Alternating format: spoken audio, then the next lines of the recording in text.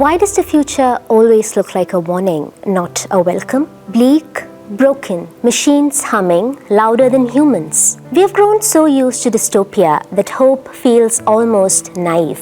But what if the future looked like this?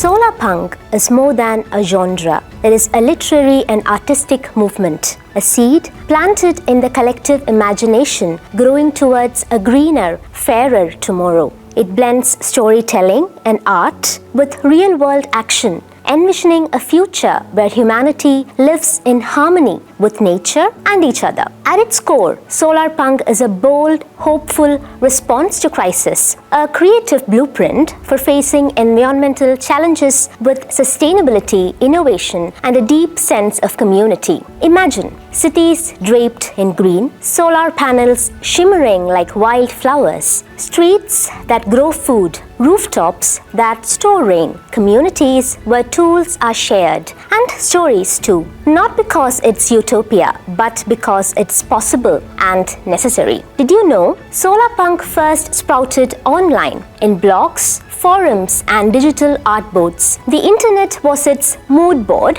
before it became a literary movement. Writers like Becky Chambers are reimagining science fiction. Their stories whisper of gentle futures, radical kindness. A robot once asked, "What do humans need?" And someone answered, "To be cared for." Let's be honest. We are drowning in doom, from wildfires to algorithmic alienation. It's hard not to feel powerless. And maybe you have felt it too. That numbness, that ache, that question, can anything I do even matter? But someone, somewhere, planted a seed and someone else watered it. Solar punk isn't escapism. It is resistance, a rebellion powered by sunlight and soil, a quiet refusal to give up. In solar punk, hope isn't soft. It is a strategy, a tool, a survival instinct. Solar punk and ecofeminism bloom from the same roots. They both ask, what if we stopped conquering and started caring? Studio Ghibli taught us that nature isn't scenery. It is a character, a teacher, a healer. It taught us that magic often lives in the mundane. These stories remind us, what if we slow down? What if we shared more? What if the world was a garden, not a machine? These aren't just stories. They are becoming blueprints. Here's the twist. Solar punk isn't just fiction. It's real. From Nairobi's permaculture farms to Bangladesh's floating schools to neighborhood fridges run by neighbors, you included. The future isn't waiting. It's growing. It's not on Mars. It's in the soil beneath your feet. What if your neighborhood shared more than gossip?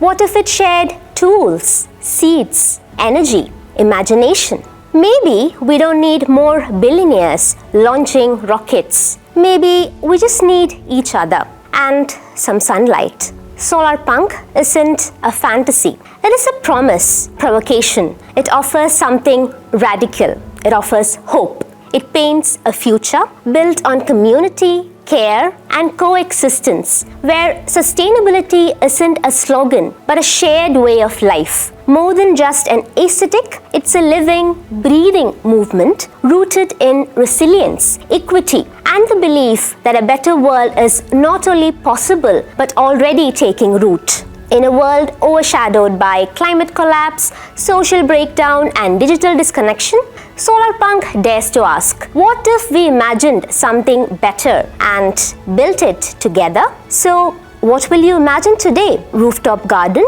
A solar co-op? A future worth growing? You don't have to wait for the future. You're already part of building it.